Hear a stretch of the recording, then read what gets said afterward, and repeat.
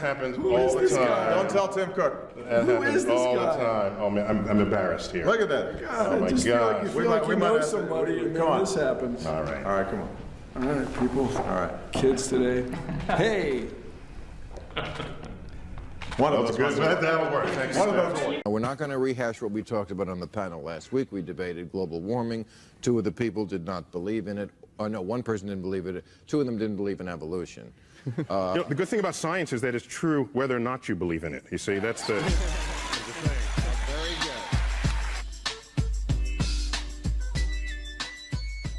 It's one of the things I love about science. We don't have to pretend we have all the answers. Fuck the police coming straight from the underground. A young nigga got it bad cause I'm brown. The Earth looks flat because 1, you're not far enough away at your size. 2, your size isn't large enough relative to Earth to notice any curvature at all.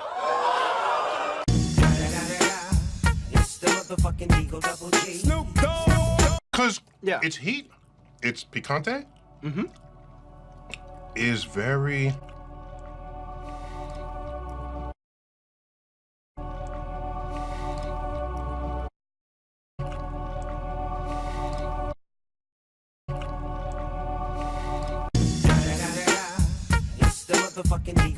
Snoop Dogg. I think you must realize that some people are going to go to your show at the planetarium and they're going to say, aha, those scientists have discovered God. Because God, dark matter, is what holds this universe together.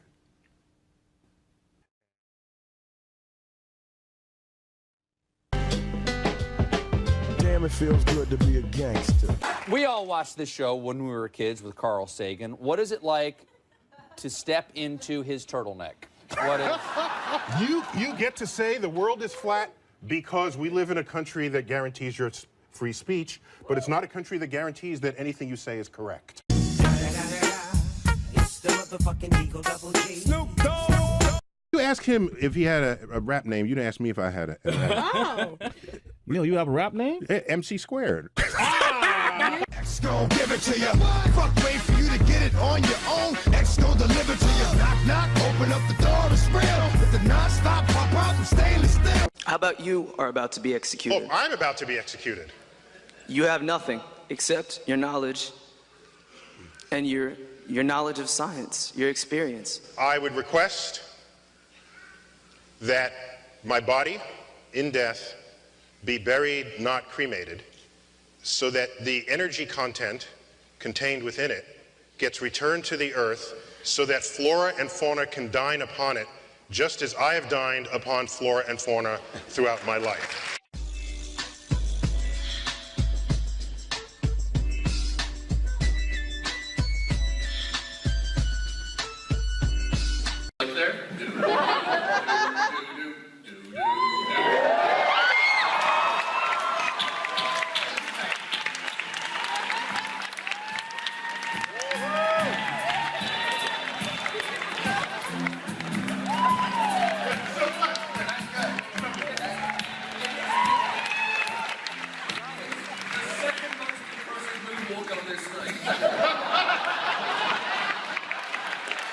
I would never try to stump you. I've learned better than that, believe it or not.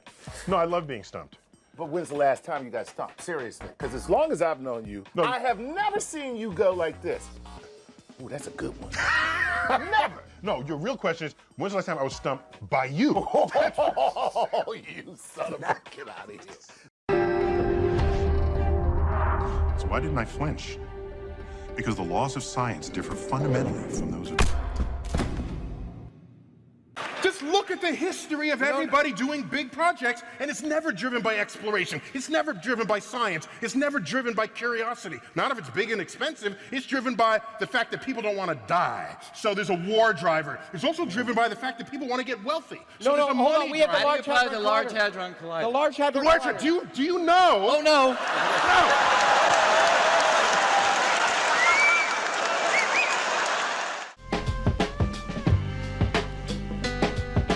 Damn, it feels good to be a gangster. A real gangster ass nigga plays his cards right. A real gangster ass nigga never runs his fucking mouth, cause real gangster ass niggas don't start fights. seat. Thank you so much. Oh my gosh. It's called Star Talk. Is math related to science? Most people who could be born will never be born, will never even exist. So the fact Like that... sperm. Sure, yeah. Well, I mean, it's science. the rest don't. Where do they go? They're dead. I had to invent integral and differential calculus to determine this. Then he turned 26.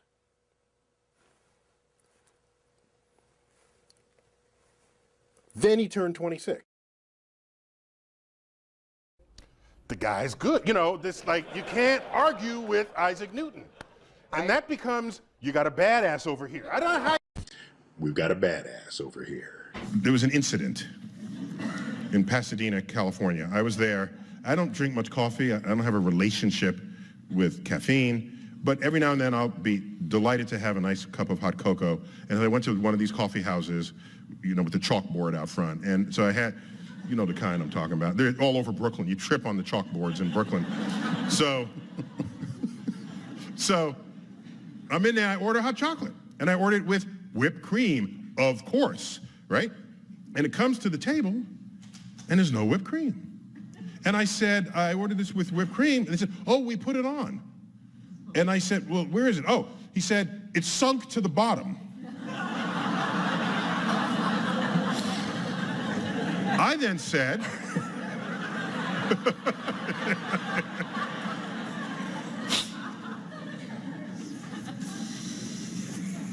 either the laws of physics that apply everywhere in the universe are suspended in your coffee shop, or you didn't put whipped cream on my hot cocoa. And he looked indignant. Really? Now, to his credit, rather than continue to argue with me, he intended to prove me wrong. Whoa. So he went into the kitchen, brought out the whipped cream, scooped it up, popped it in my hot cocoa, and it bobbed once and floated atop. And there it was. Did you invite him? Of course whipped cream has to float. Because, first of all, before it was whipped cream, it was cream, okay? And old-timers remember, what does cream do in unhomogenized milk? It floats to the top, and you skim off the cream, leaving behind skim milk, okay? This is how that works. Now, you take the heavy cream and then whip it, putting air into it. It is not going to sink on any known liquid devised by man, okay? So, this is how science works. One researcher comes up with a result, and that is not the truth. No. A scientific emergent truth is not the result of any one experiment. What has to happen is somebody else has to verify it. Preferably a competitor. Preferably someone who doesn't want you to be correct. Such as my waiter. He went out to prove me wrong and got the same result that I had declared. We can call that the beginnings of an emergent truth about whipped cream. Now we need someone to do it in Asia and in Europe, and then you get a trend, and you can then declare that a consensus of observation and experiments has emerged in the scientific community. Whipped cream floats on hot chocolate. If I could ask you, if there was one thing you wanted people to remember that you could say about science, what would that be? That the universe is knowable, and one need not appeal to mystical, magical forces to account for things. Even if a day arises where something unfolds in front of your eyes that you cannot explain, just because you cannot explain it does not mean it is being driven by mystical, magical forces. It just means it's being driven by laws of physics that we know and you have yet to learn, or that we have all yet to discover.